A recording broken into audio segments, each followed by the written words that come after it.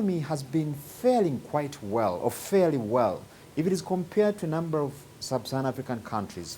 Take, for instance, Nigeria. Africa's largest economy has had a very tough run since the beginning of 2024. 2023 wasn't any better. If we were to take the currency, the Nigerian naira, as an indicator or a parameter to measure its performance as an economy.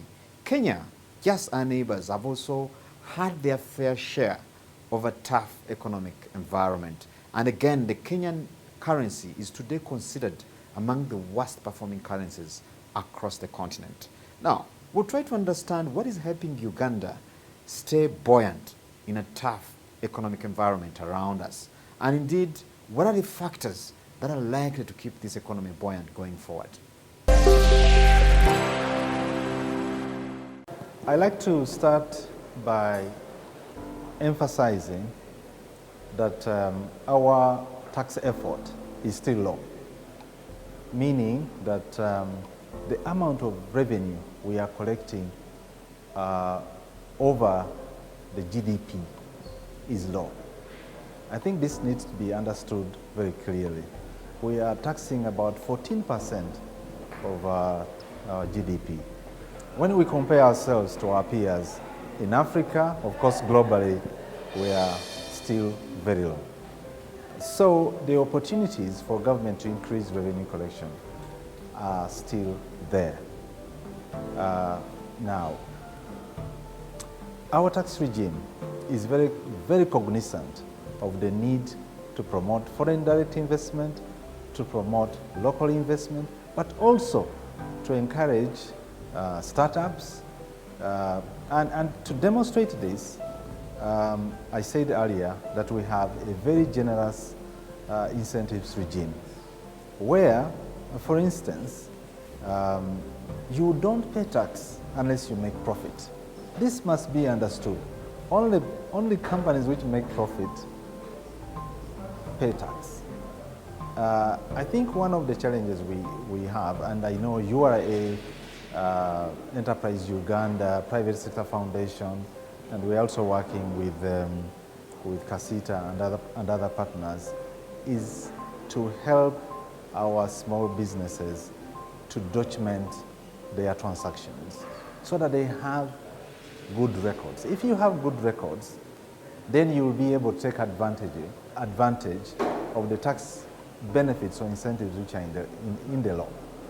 Without proper documentation, it's not possible for you to take those benefits. I think it also should be understood that there are also initiatives that government has put forward. We have several industrial parks that government is developing across the country. There are business hubs under the presidential initiative where the president has put funds across the country to create environments where young people can be trained in various skills, but also provided with equipment where they can do some of their work, especially in circumstances where they cannot afford to have this equipment on their own. I think with all these interventions, we expect that the private sector, especially the startups, should be able to thrive.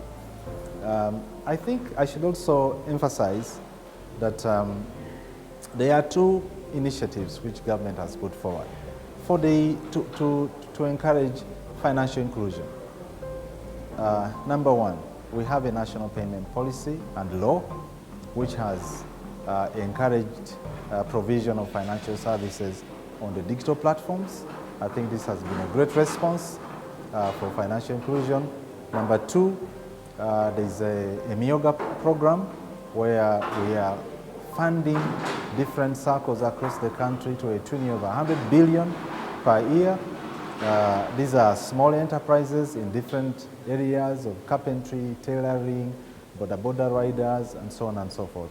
And then most recent, this is the second year running, we have the PDM program, where we are providing $1 trillion, government is providing $1 trillion to mainly agricultural-based enterprises. We think that with these initiatives and many others, the situation should be very good. Ugandans should be at liberty to approach Uganda Investment Authority for facilitation. Number one, to access industrial parks where there is an opportunity for them to invest in the parks, or Uganda Revenue Authority where tax benefits are embedded in the law for everybody to enjoy. For example, we have a 10-year tax holiday on income tax. The threshold for Ugandans is $1 million. Any Ugandan who comes up with a project, whether it's an expansion or a new investment to the tune of $1 million, is entitled to enjoy a tax holiday.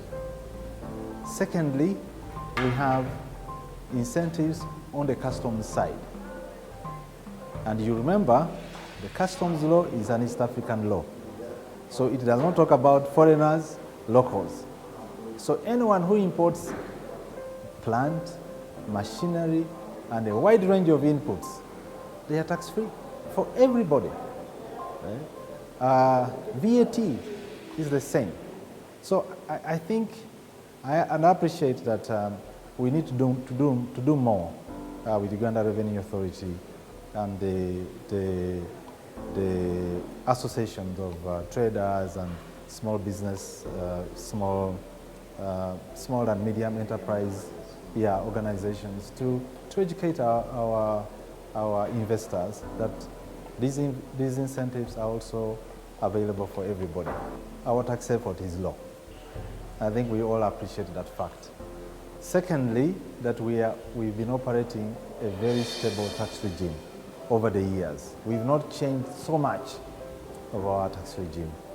Thirdly, the argument that a small portion of the population is carrying the burden, it can be understood to be true only to the extent if there are people who are supposed to pay and are not paying.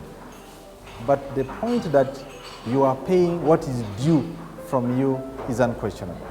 I like to say that this is a partnership between government, the private sector, and the public. It's a dependent relationship. Government needs revenue to be able to deliver public services and goods. And over the years, government has demonstrated that the more revenue we generate, the more we are able to do in terms of providing infrastructure and social services. Government is also committed to provide a credible environment for business to thrive. The ABSA index is a testimony. It's an independent opinion. It's not done by government. We are ranked 4th best in Africa on overall on the indicators. I think as Uganda we should take advantage of that and grow our economy. Everything will come through. Thank you so much. Now that brings us to the end of the first segment of Man and Markets today. We'll take a very short commercial break and we'll pick it from there.